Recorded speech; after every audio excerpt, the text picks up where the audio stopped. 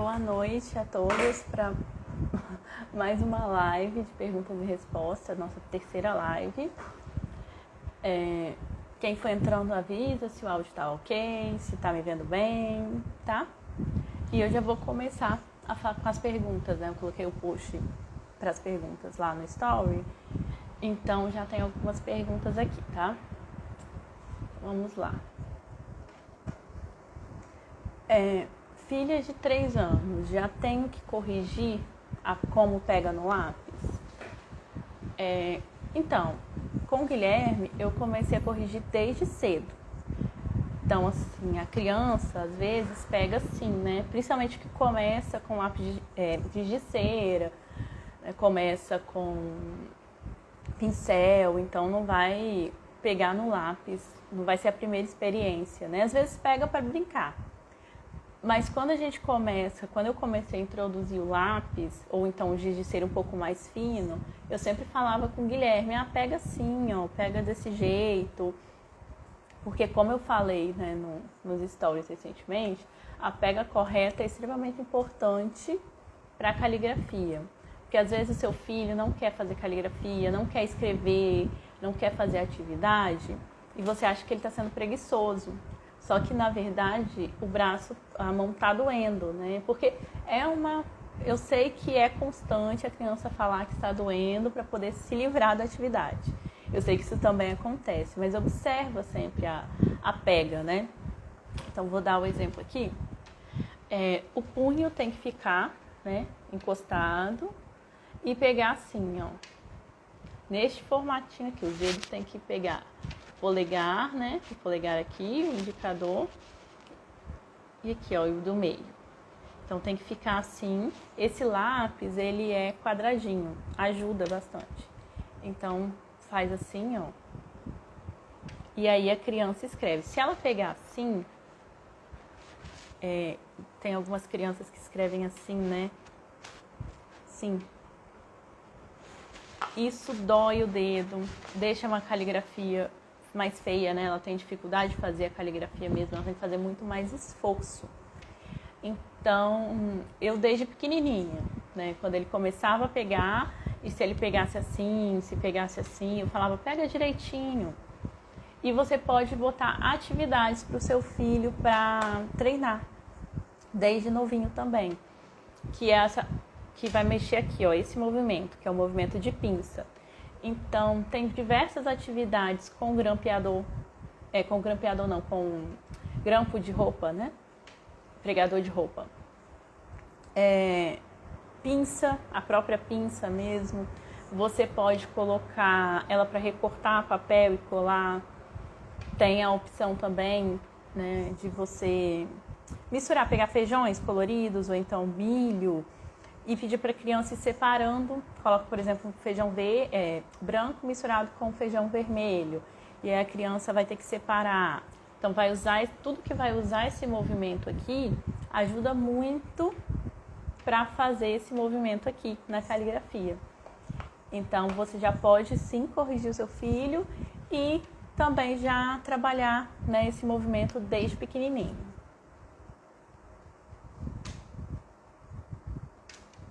Apertei o botão errado. Quais materiais você usa? Então, essa pergunta de material é bem constante, né? Eu tenho essa pergunta quase toda a caixinha. E assim, primeiro eu quero deixar bem claro que esse vai ser sempre que alguém me perguntar sobre material, eu vou fazer esse discurso. Porque você tem que ver se realmente aquele material X ou Y vai funcionar para você. Esses dias eu dei até o exemplo do material de português que a gente usa da formação literária. Formação literária 7 anos, Guilherme usa, da Valesca e do Aloísio, né? E assim, é um material que para o Guilherme, requer que eu fique o tempo todo do lado dele e auxiliando. E ele tem uma dificuldade na caligrafia, ele tem dificuldade na leitura, né? Eu já contei um pouco a história de ele ter sido diagnosticado com um problema de visão, que ele não filtra muito bem. Então, mesmo dentro da educação domiciliar, a gente conseguir fazer ele ler, apesar dele ter um grau severo de dificuldade de leitura, ele lê muito bem, ele tem, né, essa dificuldade. Às vezes cansa, a gente tem que parar. Então eu sei que uma coisa que ela fez a proposta para um mês, a gente está estendendo. Eu prefiro estender o material, ir com calma, ir devagar e fazer tudo aquilo ali, porque é um material que vai... Eu gostei muito para minha realidade, né? Eu não conseguiria aplicar da melhor maneira com um mês, por conta do bebê, marido embarcado e dele precisar que eu fique do lado dele. Mas a gente estendendo esse material, ele vai trabalhar a caligrafia, que o Guilherme tem essa dificuldade, vai trabalhar a concentração, que é uma coisa que ele tem dificuldade, a gente vai trabalhar bem as virtudes. Então, assim, é um material que eu consegui, que eu gostei muito, porque ele vai trabalhar coisas que eu gostaria de trabalhar com o Guilherme, só que aí a gente ficou com esse impasse da nossa realidade aqui. Então a gente adaptou e está fazendo mais estendido, está fazendo mais devagar. Ela propõe 3 vezes na semana, eu acho que por 3 horas, 2 horas e meia, contando com ida no banheiro, né, essas coisas. Então ela propõe isso 3 horas por dia, 3 vezes na semana. Só que a gente faz todos os dias e acaba estendendo mais também. O de matemática, eu tirei esse lado para ouvir o bebê, se ele chorar. O de matemática, o que eu faço? O de matemática é o Sérgio Morcelli, desde o começo, e se Deus quiser vai ser por um bom tempo. História, a gente usa o material da Giovânia Porto, né? É um material de história cronológico e cristão. E ciências a gente faz por conta própria, eu faço por conta própria com o Guilherme aqui, porque por ele gostar muito de ciência, a gente vai bem devagar, a gente explora bastante, aí pega, às vezes está estudando uma coisa e pega outra coisa para estudar junto. Então eu faço bem devagarzinho com ele a questão das ciências. Artes, a gente usa o material do Clube da Artes para criança. E também, né, igual ele falou hoje, que gosta de ler o livro de Van Gogh. Então eu sempre pego alguns livros que falam da vida de pessoas, né, importantes na história. Então a gente comprou esse de Van Gogh, eu já tinha comprado até antes de começar a aplicar esse material de artes, né? E aí ele se interessou e fica. A gente está trabalhando o Van Gogh, mas ele foi um interesse natural dele. E ele está fazendo aulas de música também, teclado e teatro. Mas aí em inglês, né? Isso aí são aulas, no caso teatro e música seria presencial, mas, né, por conta da pandemia não está sendo. E o inglês é da Academia Dulce Domus, que é o inglês vivo, né, baseado no método da Charlotte Mason, que é online. Então, é isso que a gente usa. Mas não necessariamente isso vai se encaixar na sua realidade, na sua vida. Então, não acho que o material é que vai resolver o problema, né? Que o material é que vai definir o seu homeschooling. Tem gente que foca muito nisso, né? Achando que é o material que vai fazer o homeschooling, mas não. Eu acho que o material é até a última coisa, né? A penúltima coisa a se pensar quando vai fazer um planejamento.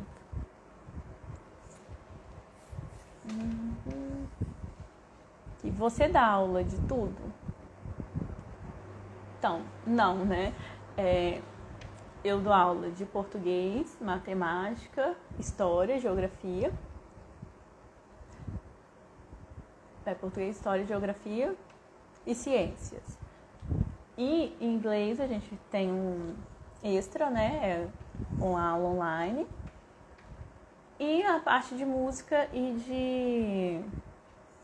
de teatro. Então, assim, você não precisa dar aula de tudo para o seu filho. Existe a possibilidade, se você tem alguém da família que é bom em alguma matéria, ou tem a possibilidade de pagar um professor online, né? Principalmente agora, nessa época de pandemia, é o que mais tem, pareceu muita gente, né? Muita gente viu esse mercado Então tem muitas aulas e tem aulas gratuitas também no YouTube. Então assim, consegue fazer isso bem, né? Você consegue, se você não puder ou não conseguir dar aula de algumas matérias, tem muito recurso.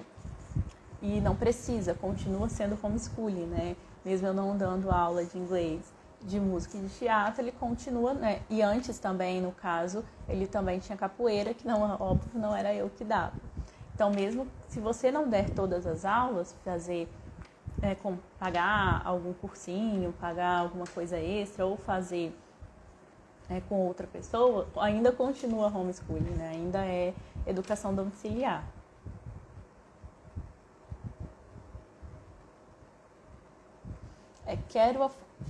Quero alfabetizar meu filho. Por onde começar? Então, não tem muito para onde correr, né? Você começa por você.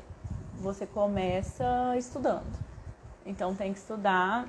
Você vai ter que procurar saber sobre o método fônico. No YouTube tem algumas aulas dos sons das letras, né? Apresentando os sons das letras para criança. Poesia. É muito bom trabalhar poesia com a criança. Aqueles trava-línguas, né? Parlendas.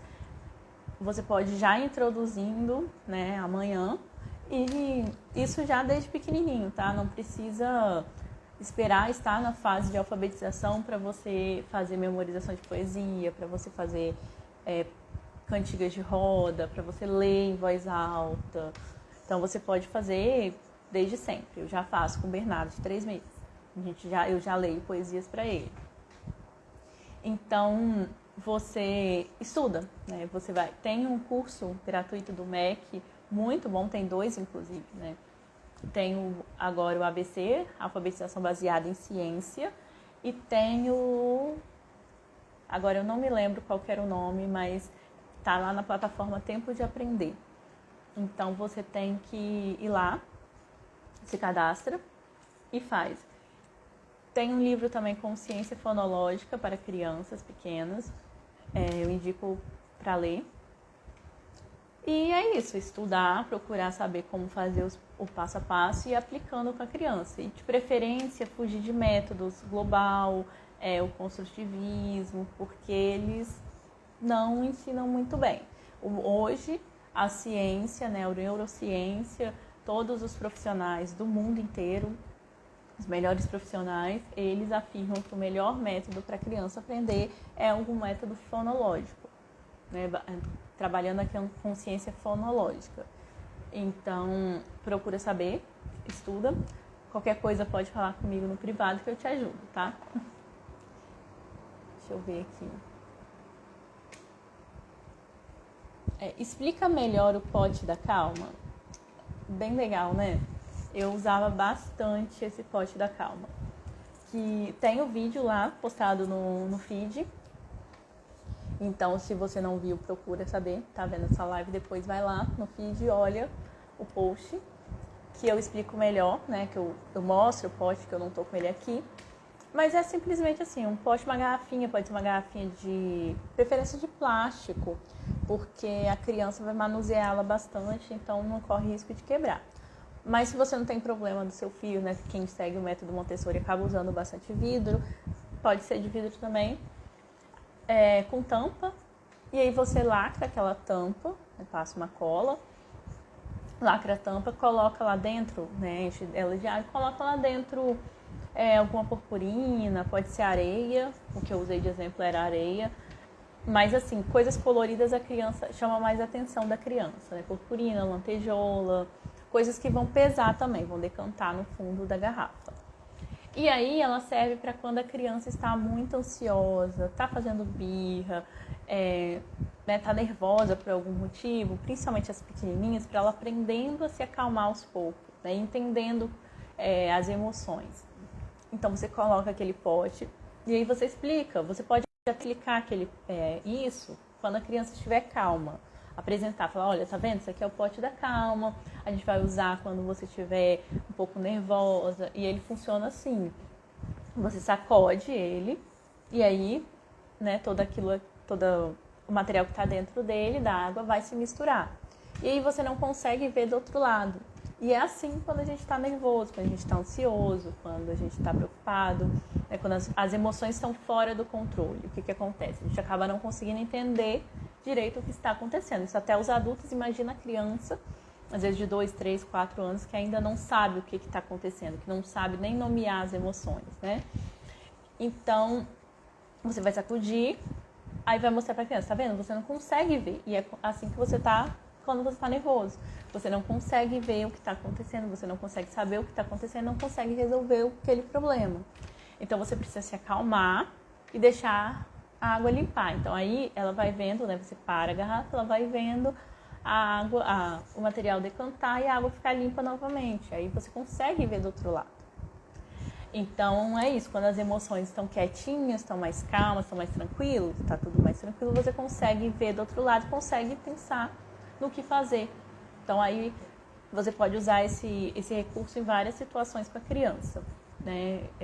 Principalmente em momentos de birra, quando ela está acostumada. Pode ser que nas primeiras vezes você não vai conseguir esse resultado tão bom.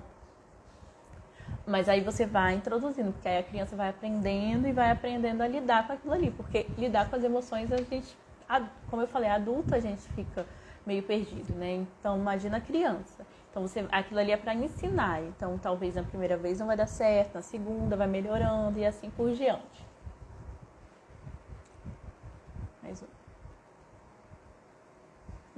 Essa é boa. Como fazer para decorar poesia? Qual começar? A gente usa aqui em casa o método Suzuki, né, que é o método para violino e que a gente adapta. É mais ou menos, deixa eu ver se eu tenho aqui.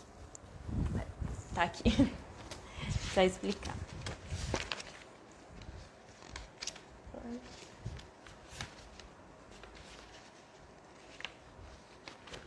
Aqui.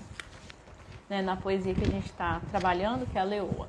Então eu pego a primeira linha e eu leio. Então, mas você pode, hoje eu faço assim, tá? Mas você pode fazendo por palavras, se a criança for muito pequenininha, você vai fazendo por palavras, mas eu com o Guilherme faço por frase, porque já funciona, ele já consegue memorizar bem. Então eu começo, não há quem a emoção não dobre e vença. Aí ele tem que repetir, aí ele repete, não há quem a emoção não dobre e vença. Aí eu falo, não há quem a emoção não dobre e vença, lendo o episódio da Leoa Brava. Aí ele tem que repetir. E aí a gente vai aumentando, né? Aí eu vou, não há quem a emoção não dobre e vença, lendo o episódio da Leoa Brava, que sedento famélica bramava.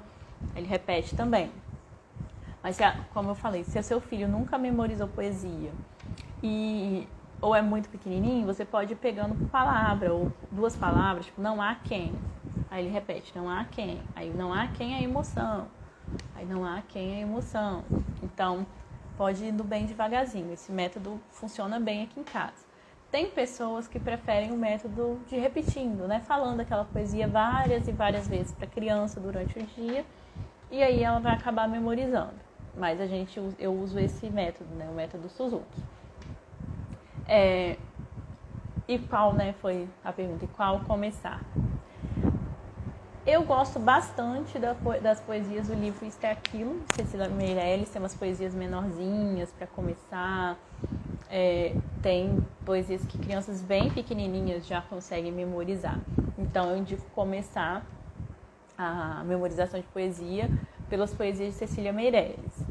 E depois passar por poesias mais complexas, né? Raimundo Correia, Coelho Neto, Olavo Bilac, que aí são poesias maiores, um pouquinho com palavras um pouco mais complexas, mas no livro da Cecília Meirelles é maravilhoso. Inclusive, se ela estiver na pré-alfabetização ou na alfabetização, vai ser melhor ainda.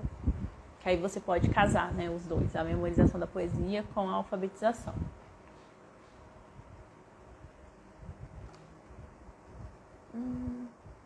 Como fazer para a criança ter interesse no exercício? Assim, algumas situações a criança não vai ter mesmo não, né? Algumas atividades, o Guilherme, por exemplo, tem 0 interesse em fazer cópia, caligrafia, então tem alguns exercícios, né? Algumas atividades que seu filho não vai ter interesse mesmo não. Só que você vai ter que ensinar ele, né? essa questão da criança ter interesse para fazer a atividade é bem complicado, porque vem de uma coisa da gente querer só prazer e não querer ter dificuldade, né? A gente só prazer e não ter problemas. E não é assim. É bom você fazer uma atividade lúdica, sim. É bom você, igual como eu falei, Guilherme gosta de ciências, então a gente faz um monte de coisas. E hoje mesmo aqui estava tudo sujo porque a gente foi, pintou, fez recorte, usou isopor. Então é bom ter atividades lúdicas, sim. Só que a criança também precisa entender que em certos momentos ela vai ter que fazer algumas coisas que não gosta. Porque eu não gosto de lavar louça, eu não gosto de lavar banheiro, provavelmente você também não gosta de fazer várias coisas, né? Se você trabalha, às vezes, no seu trabalho, tem coisas que você gosta de fazer, tem coisas que você não gosta de fazer. E às vezes você também não gosta de fazer nada no seu trabalho. Academia, dificilmente alguém fala que realmente gosta de fazer academia, porque são coisas que demandam um esforço e que a gente vai ser resistente àquilo. E aí você tem que ensinar o seu filho que você tem que ser, que ele tem que aprender a fazer coisas que não gostam, né? A mesma coisa que na hora de fazer atividades para casa, né? De arrumar casa, ter essas tarefinhas que ele tem. Ele tem a resistência, ele não quer fazer, porque eu também não quero fazer, né? Óbvio. Só que ele entende que ele precisa fazer, né? Por quê? Porque ele precisa viver no ambiente, ele tem que arrumar o quarto, porque ele precisa estar num ambiente limpo. Então ele precisa fazer caligrafia porque ele precisa ter uma letra boa e treinar. Por que ele precisa fazer ortografia? Que ele também não gosta muito. Porque ele precisa saber escrever as palavras certas. Então, assim, vai ter coisa que seu filho não vai gostar mesmo, não vai querer fazer. E aí você vai ter que falar para ele que ele precisa lidar, né, aprender a fazer coisas que ele não gosta, porque ele precisa estudar. Mas, para trazer, né, essa questão que você pediu para ele se interessar, para ele querer pelo menos começar, né, fazer a atividade, eu sugiro você ver também, eu fiz uma live que fala sobre os temperamentos, qual o temperamento do seu filho. Porque às vezes você pode estar trazendo um monte de coisa lúdica, né, um monte de ludicidade para o seu filho, que funcionaria maravilhosamente no caso do Guilherme, que é sanguíneo, mas se seu filho for melancólico, aquilo ali vai ser um tiro no pé, não vai funcionar. Então, assim, às vezes você observando ali o que seu filho quer, qual o temperamento dele, a personalidade dele, você consegue ver como você abordar, né? Porque, por exemplo, o Guilherme, que é sanguíneo, eu falo assim, esses dias era uma atividade que ele não queria, ele tinha que ordenar as palavras, né? Para saber qual que era a frase. E aí eu falei com ele, veio um furacão aqui e bagunçou todas essas frases, essas palavras. Você tem a missão de juntar tudo e descobrir qual que é a frase. Ele vai continuar tendo que fazer, eu vou continuar cobrando ele letra bonita, eu vou continuar cobrando, mas ele sim deu uma empolgada ali para fazer. E aí quando ele ficava com um pouquinho de preguiça, eu voltava nisso ali. Aí ele se animava de novo e fazia.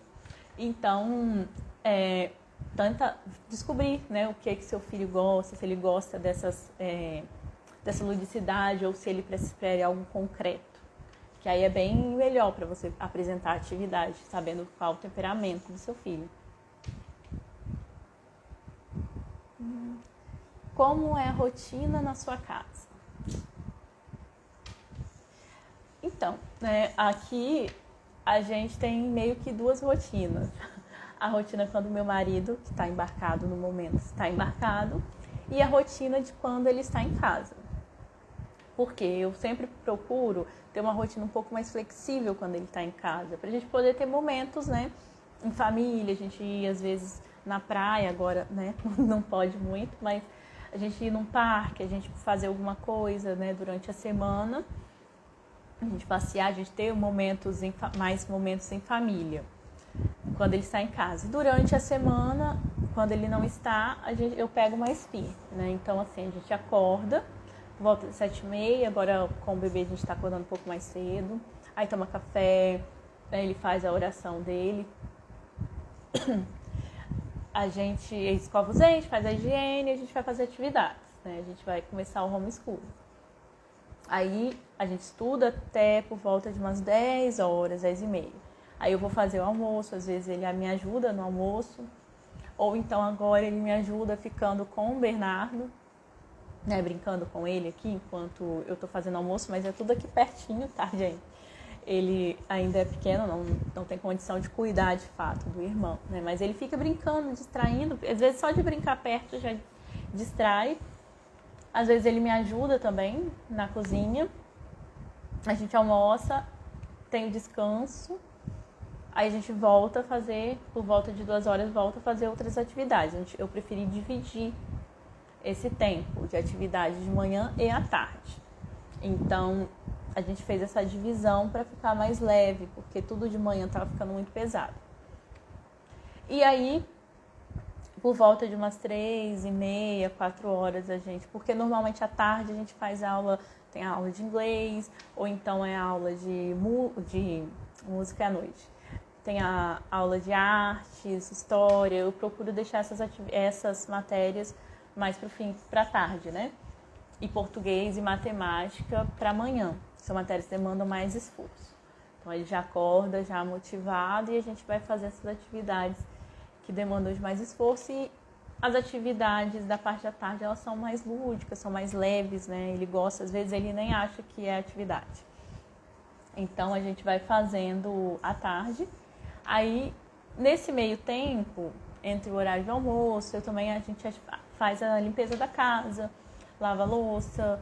Ele também participa ativamente, ele varre o quarto dele já, ele consegue retirar as coisas, né, as bagunças que estão pela casa e guardar. Ele passa pano, então ele já participa ativamente, ele coloca a roupa na máquina, ele já sabe separar, colorida, branca, preta, que eu ensinei. Eu deixo o material, né, o produto para a máquina ali do lado. Ele já coloca a roupa na máquina, sabe escolher Ele tem 6 anos, vai fazer 7 em abril. Ele sabe escolher qual módulo, então ele está participando ali ativamente na casa, né? Aí, às vezes, como eu falei, às vezes ele fica um pouquinho com o irmão também, porque ele vai me ajudar nesse momento. Então, nesses momentos assim de livres, a gente vai fazendo as coisas da casa, ele para, ele lê, ele agora está gostando muito de ler, então ele está lendo quase o tempo inteiro, quase todo o tempo de leitura, né, de folga ele está usando para leitura. Ou então ele gosta de brincar de bloquinhos, então também brinca de blocos, depois que faz, né, as tarefas que cabem a ele. E no fim da tarde, a gente ele às vezes tem aula de música, né? Lá por umas 5 horas tem aula de música e o teatro, é tudo junto no mesmo dia.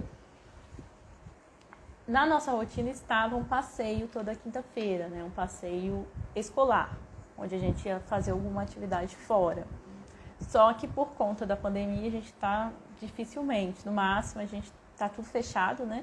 Então a gente vai numa pracinha às vezes, dá para ir, né, na praia, mas então a gente tenta, ficou um pouco complicado, né, mas está dentro da nossa rotina também um passeio para estudo.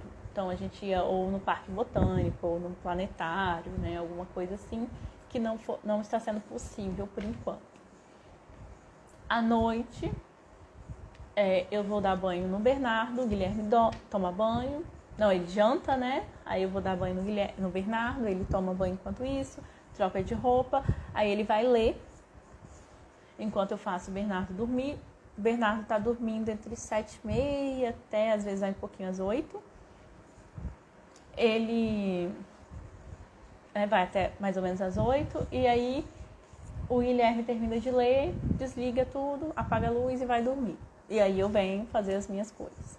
Aí que eu vou estudar, fazer planejamento. Então, por isso que é bom também da rotina você botar um horário para o seu filho dormir. Porque muita gente não se importa com isso, com a questão do sono. E aí a criança vai dormir tarde, não consegue estudar, não consegue, às vezes, ficar com o marido. Aí, quando meu marido está aqui, às vezes a gente vê um filme, né, conversa, tem um momento do casal ali.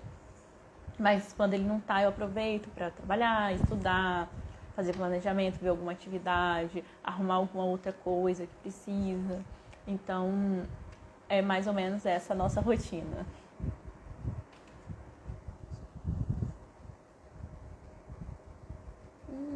Deixa eu ver outro melhor. É muito difícil a aula online. Não sei o que fazer. Minha filha não aprendeu nada ano passado. É bem complicado mesmo, porque eu acompanhei algumas pessoas, né, algumas mães. Tenho sobrinho que fez uma aula online também. Eu sei que é bem complicado, algumas amigas.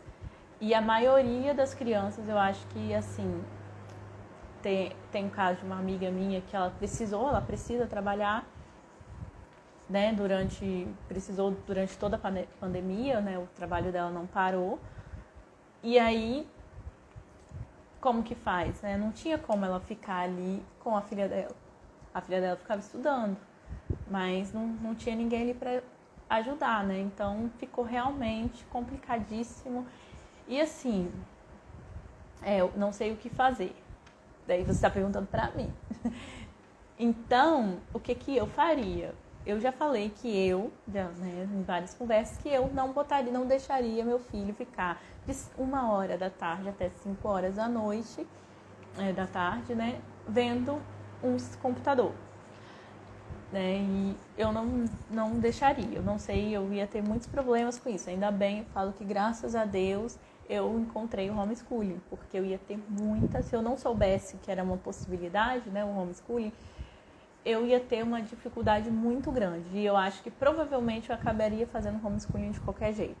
Eu acho que eu ia procurar para ver se alguém ia fazer. Eu acho que eu ia ter essa ideia de fazer. Porque realmente não funciona, não é um método, a forma, né? Eu entendo também o lado da escola, que não está preparada, que é bem complicado. O lado dos professores também compreendo que é bem complicado, né? Tem pessoas bem próximas que são professores, estão ralando pra caramba, estão trabalhando pra caramba, com pressão em cima deles, né? Então eu sei que tá complicado para todo mundo. Mas assim, o que eu faria seria isso, né? E se você, mas eu não tenho como realmente tirar, ou não quero, não é pra mim, não quero fazer homeschooling. Eu faria o seguinte, eu tiraria, se fosse da escola particular, e contrataria alguém para dar aula para o meu filho. Ou então, eu veria se eu tenho pelo menos 1h e meia por dia para fazer essa atividade com seu filho. Eu acredito que a maioria tem. Essa 1h e meia para você estudar ali. Pega aquela 1h e meia e foca ali e vai com tudo, sabe? Então, eu acho que seria mais vantajoso do que a criança ficar 5 horas assistindo uma aula, que crianças, principalmente os mais pequenininhos, eles não ficam ali, eles não conseguem concentrar, né? Pensa bem, eu não ia aguentar ficar 5 horas na frente do computador assistindo alguma coisa. Às vezes, quando eu preciso assistir alguma aula longa, eu paro, que são de 2 horas ou 3 horas, eu preciso parar, dar uma volta, estou fazendo algum curso, né? Eu tenho que dar uma parada, imagina as crianças, né? Então, bem pequenininhas. Então, assim, eu acho que seria mesmo 1h e meia por dia. Se você conseguir, já vai fazer mais resultado do que na aula, né, online. Então, se a pergunta seria o que eu faria, é isso que eu faria. Mas aí você tem que ver dentro da sua realidade, né, o que você quer fazer. Bom, gente, eu acho que encerrou as perguntas. Encerrou. Já está aqui há uns 40 minutos. Eu vou encerrar a live. E qualquer coisa, qualquer dúvida, se você tem alguma dúvida a mais, né, se eu não conseguir responder todas as suas dúvidas, para quem perguntou, pode ir lá no direct falar comigo que eu te respondo, tá bom? Então, um beijo, boa noite e até a próxima quarta-feira, porque as lives são todas as quartas-feiras, tá bom? Beijo, tchau!